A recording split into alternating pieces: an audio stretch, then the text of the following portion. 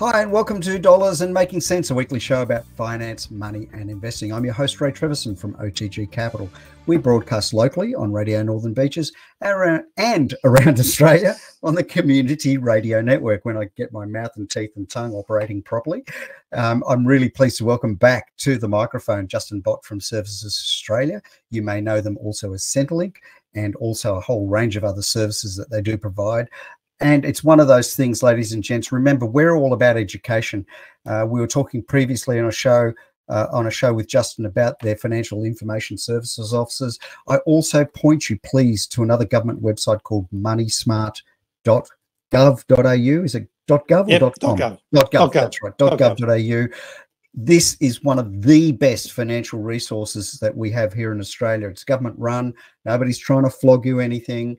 And that's coming from somebody that does sell financial products, and I'm licensed to do so. But Justin, it's just one of those things that we keep on saying to people, please be educated, because I really enjoy dealing with investors and with the community that are educated about their financial requirements, about the law. I mean, super. Gosh, I was at a breakfast just over the weekend where this poor lady's having an awful time with her divorce, and just understanding the rules around. She's in an SMSF and she doesn't understand, and SMSFs are complex at the best of times. But when she was sort of, I think, maybe given a little bit of bad advice and hoodwinked, I'm sort of trying to say, look, there are people you can go and talk to without necessarily having to go and pay thousands of dollars to a financial planner. And that's where I direct them to Money Smart, but also direct them to you guys, because it's a great starting point. It may not be the end, but it's a good starting point. And I'm always comfortable, Justin, that you and your mob are never going to lead them astray, because I think, and I often, people say nasty things about Services Australia. I just sit there and go, that's just not true. Every time I've rung you guys and also the ATO, I've always found your staff and the people on the lines always fabulous to deal with and always happy to help. So look, enough of that. That was the shameless plug for Services Australia. Thank you for all of that. And you have my wholehearted support for Money Smart, even going outside of the financial information service. But Money Smart is where we, as the financial information service, will be taking people as well. And it's just brilliant. It's just a great resource. A great resource. So look, this week, what we're talking about is concession cards. I've actually got one. I've got a seniors concession. Have I got a seniors? I've got a New South Wales State Seniors card, I would be imagining. Yep. And I have my Opal travel card now, so I'm able to travel for $2.50 a day. I love it. So I'm here to educate, just like you are, to people that are on concession cards and they're going abroad. Now, I'm going to skite a little bit because you told me you're heading abroad very soon to have some family time and go and enjoy some really interesting places around Europe. So am I, and I have family there as well. Now, I don't necessarily have interest here, but I think this is of real interest because I get lots of questions around being abroad and also around SMSFs. Now, we're not going to cover that today at all because that's another 3-4 shows in of itself. So let's start with, and I'm looking away, ladies and gents, because I'm looking at my notes here because there's a fair bit. There's a pensioner concession card. So first off, how do you get one? Yeah, so this is not something that you can actually apply for. So the pensioner concession card, it's the blue one that people have. Right. It comes if you are getting a pension. So any of our pensions, age pension, disability support pension, carer payment, if you are eligible for $1 of that pension, then you're eligible for the pensioner concession card.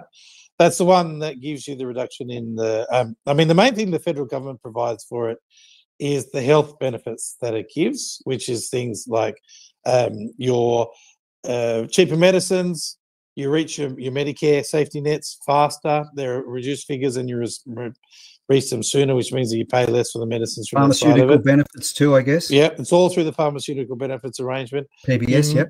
May get bulk billing, but we make no promises about bulk billing. Bulk billing ultimately is up to the doctors to decide if they want to bulk bill or not. Getting skinnier all the time, isn't it, in that regard. But the thing about the pensioner concession card is that the federal government, that's mostly what the federal government gives. A lot of the other benefits that something like a pension concession card provides is through your state government or your local council. And as you know, state by state by state, they're actually different. So things like reduction in the water rates, council rates, car registration, driver's license. They're all state government and not federal government, and they are different from one state to the next. So what I recommend is that if you do have any concession cards, because this rule applies for any of our concession cards, go to your state government's website, search concession cards, and then you'll see what actual benefits each state provides and each council, if you like, provides for those particular concession cards, because there may well be benefits for you on the Northern Beaches that you don't get in Brisbane, or benefits in Brisbane that you don't get in Darwin. I was going to say, yeah, my wife and I were recently in Melbourne, and we were thinking quite happily that we'd be, entitled to the same kind of seniors concessions. Well, no, that's not the case at all. And what they offer in Melbourne is only available to Victorians. And so I don't think we paid full price, but we didn't get the same benefit if we were Victorians. Again, that's the New South Wales State Seniors Card. So that is very different to those as well. And that's the sort of thing you apply for each state or territory.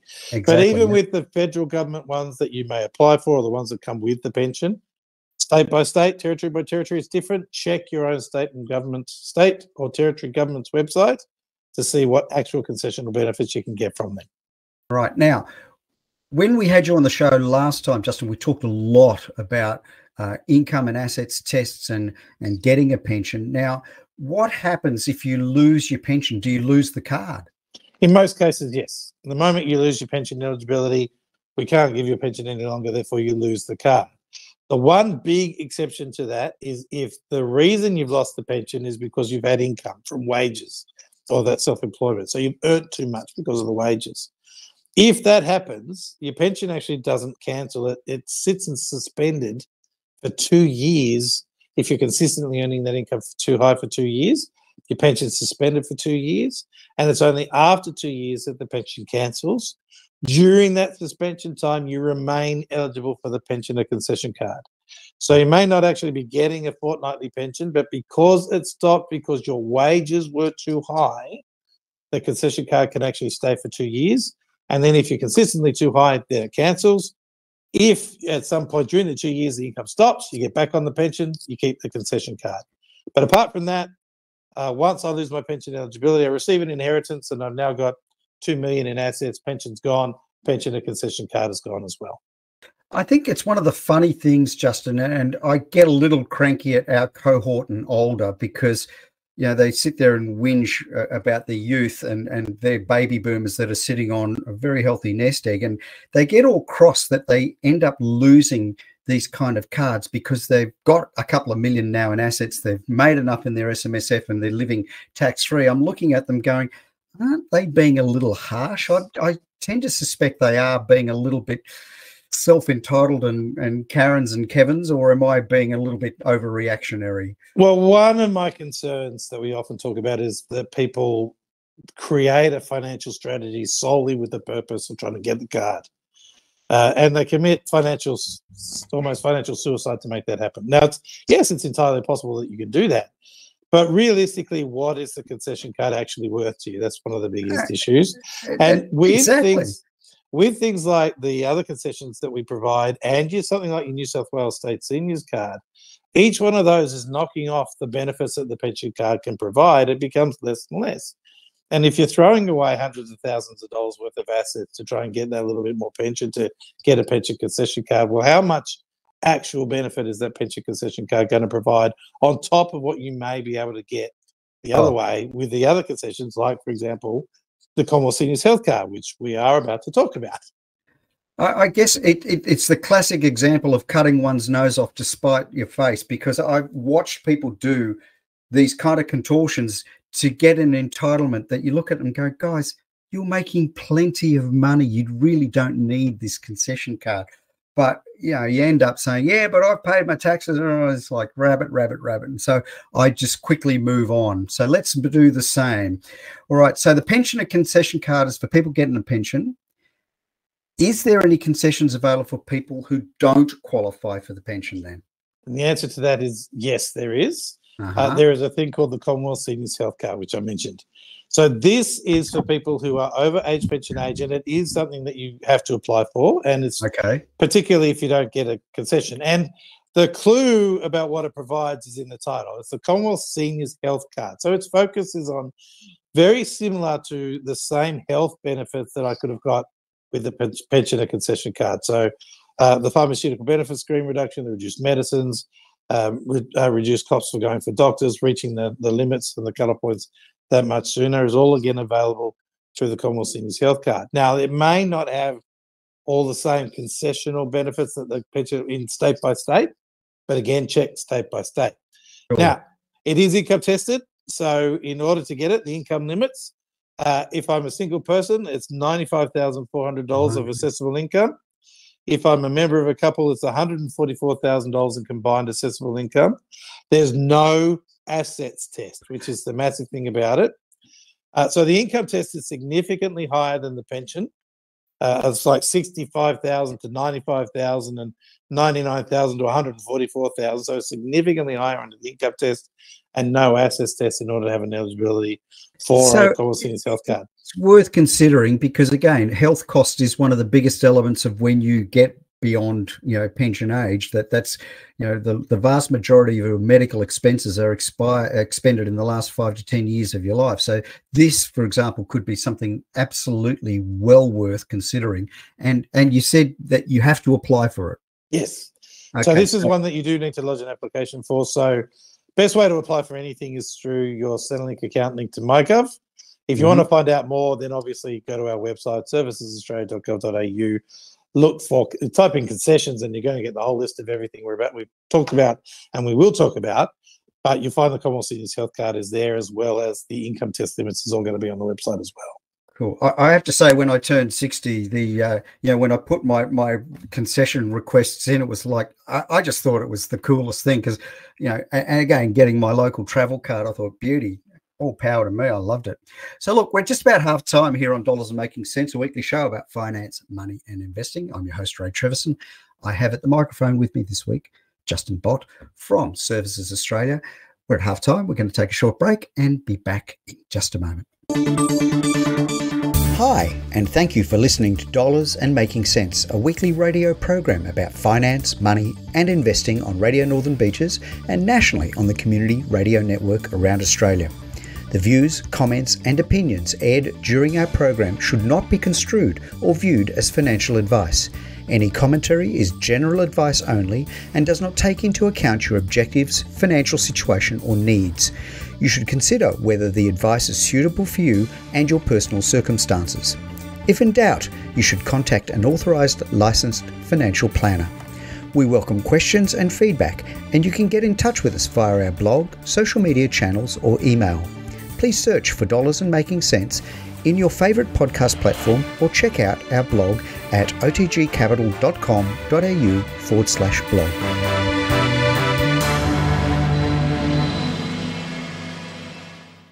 Hi, and welcome back to Dollars and Making Sense, a weekly show about finance, money and investing. I'm your host, Ray Treverson. Really pleased to have at the microphone today Justin Bott, the Media Liaison Officer, Information Officer. Anyway, one of those things. He talks to us, and he's from Services Australia. And we today are talking about concession cards. And whilst we're in the break, ladies and gentlemen, Justin and I were waxing lyrical about healthcare cards. And it turns out that, man, you've got to be earning an awful lot of money before you're not eligible for a health card. Well, importantly, it's not so much earning a lot of money, but yes, you are, because as we talked about, it's like $95,000 for a single person and $144,000 for a member of a couple. Rate. It's the deemed rate. Yeah, so the income that we assess for that Commonwealth Seniors Health Card is two main sources. The first is your adjusted taxable income. Right. So that's going to be things like wages, income from business, self-employment, income from your other sources, so bank interests, shares, investment properties, all of that's part of your taxable income, particularly for a Commonwealth Seniors Health Card. So it's adjusted taxable income plus the deemed interest from your account-based pension, so your self-managed super fund in pension mode. Remembering that the deemed interest at the moment is at maximum 2.25%. Now, just because it's a maximum 2.25% right now doesn't mean it's always going to stay at 2.25%. It can get higher, and if the interest rates continue to go up, that's likely to happen. That's over $6 million. I just did the maths on my calculator. That's over $6 million. If that was the only source of income, that was your only source, right? Then that's what the present deeming rate was. Now, as you can imagine, if you were right up there, then you're not going to keep eligibility for the Commonwealth Seniors Health Card was when the interest rates start changing. But the deemed rates are fixed until the 30th of June 2025. So nothing's going to happen for that at the moment, for sure. Well, I love it when I learn something new, ladies and gents. And today I have learned about the work bonus, and I've also learned about this because, you know, we were talking during the break, ladies and gents, that you may not be eligible for a pension per se, but you are in most cases eligible for a health card. And again, we were talking about this during the break. The vast majority of your medical expenses during your life will be expended in the last 5 to 10% of your life. And so that's huge. That's actually a really big concession. Anyway, let's keep moving on. We've talked about assessable income. Now, what does it do? What does this card actually do?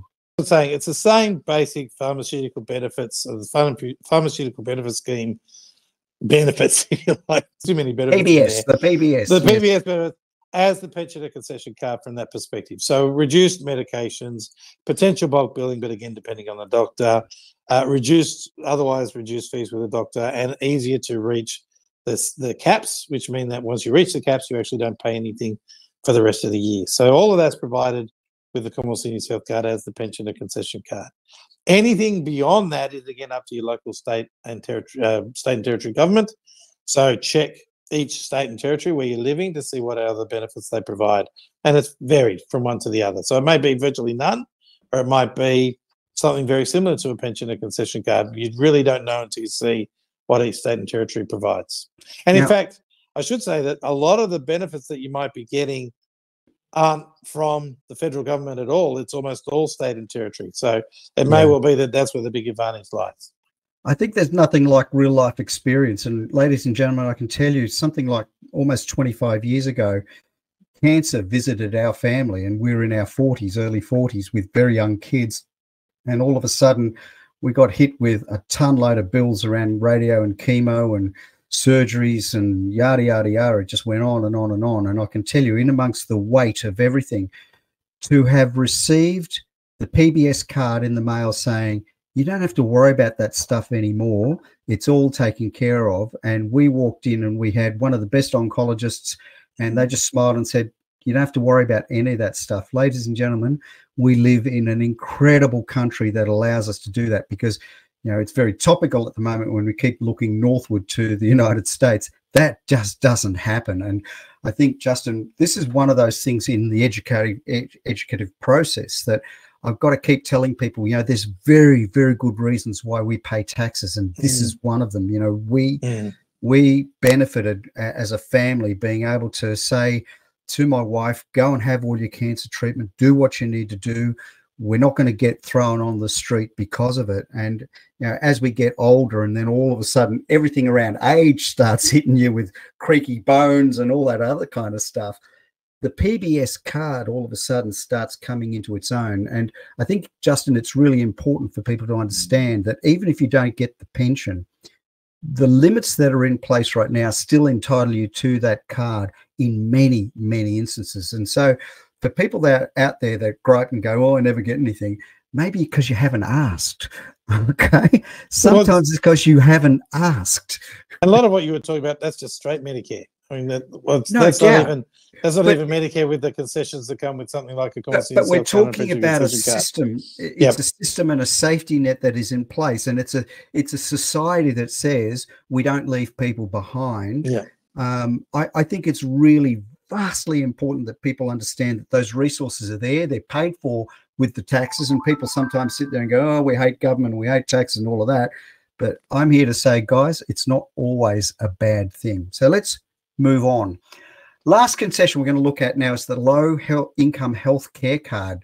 I didn't even know we had one of these. So tell me all about it. Yeah, so this one has no age limit. That's the important part about that. So the Commonwealth Seniors Health Card is for older Australians. This is a no age limit, low income healthcare card, and it may well be something that younger Australians actually go for, though younger Australians sort of think they never get sick and they'll live forever. But it might be something that younger Australians are able to go for because it's all about how much income that you're actually generating.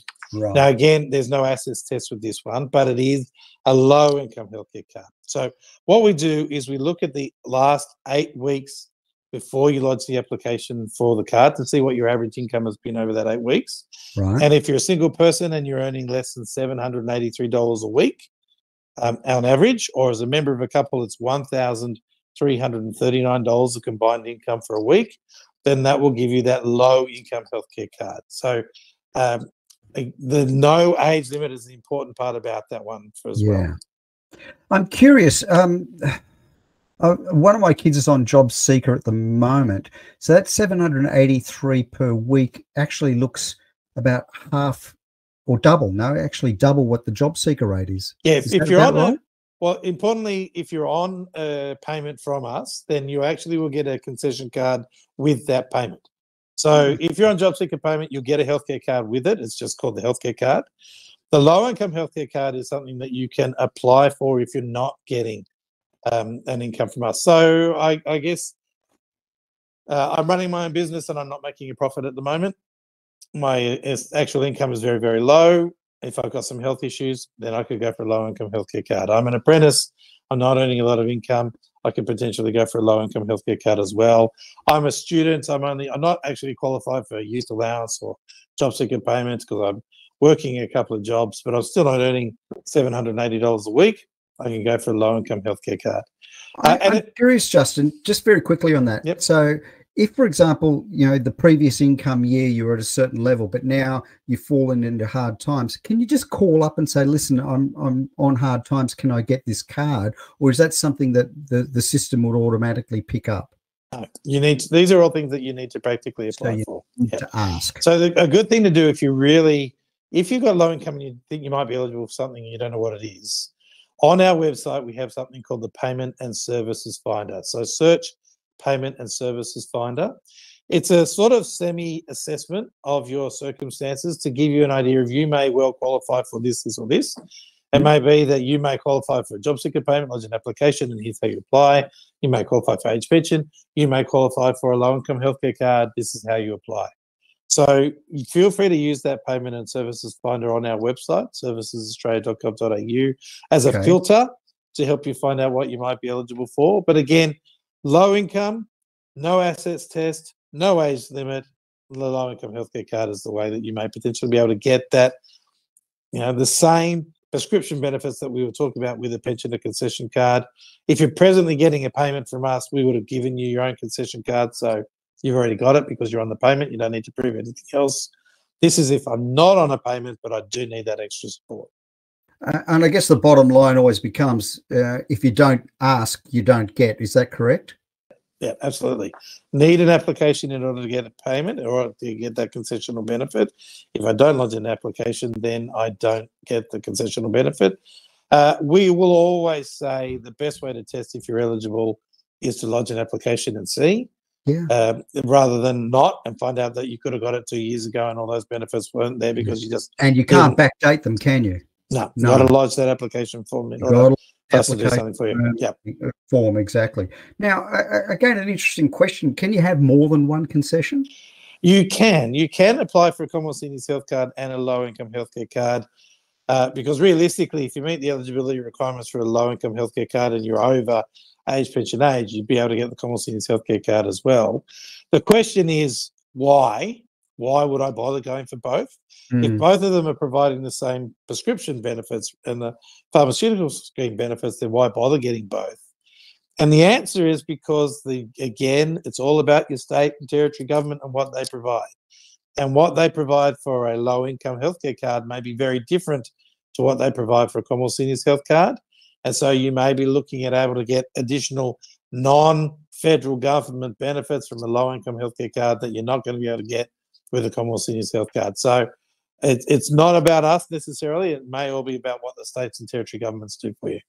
Now, very, very quickly, we've only got a couple of minutes left before we need to shut up shop. So very, very quickly, what happens to all of these benefits should I have the need or desire to go abroad? Well, they're all different from each different type of benefit. So for the other ones, we're going to talk about age pension very quickly, but for the other ones, you've got to check our website about traveling overseas. It's very important because some of them really are quite restrictive in being able to travel. For the age pension, what happens is for the first 6 weeks that you are overseas, so if you're going overseas for 6 weeks or less, actually nothing happens. And if you're going to be back within 6 weeks, you don't even need to let us know, because nothing at all happens.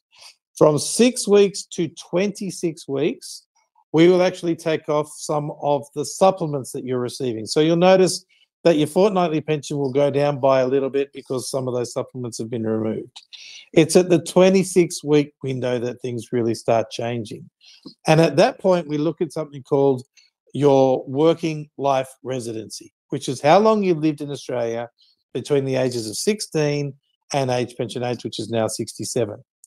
And if you've been here for 35 years or more between the ages of 16 and age pension age, then in effect, nothing again changes, and your pension can be paid indefinitely while you're overseas. And if you, in fact, if you choose to live overseas and never return to Australia, if you've got that full 35 years Australian working life residency, then the pension can be paid indefinitely for the rest of your life.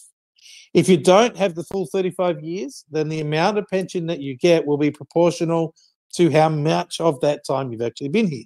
So if you've been here for 20 out of the 35 years, you've been here for, in effect, 4/7 of the time. So your ongoing pension is going to be 4/7 of that ongoing pension, because it's reflective of how long you're actually in the country for that time. And that's us for time today. Justin, again, we've run out of time so quickly, but thank you so kindly. It's been real good information today. Wow, I've learned so much. Justin Bott from Services Australia, always a pleasure to have you on Dollars and Making Sense. Thanks for joining us. Thanks so much for having me. It's always a pleasure to come.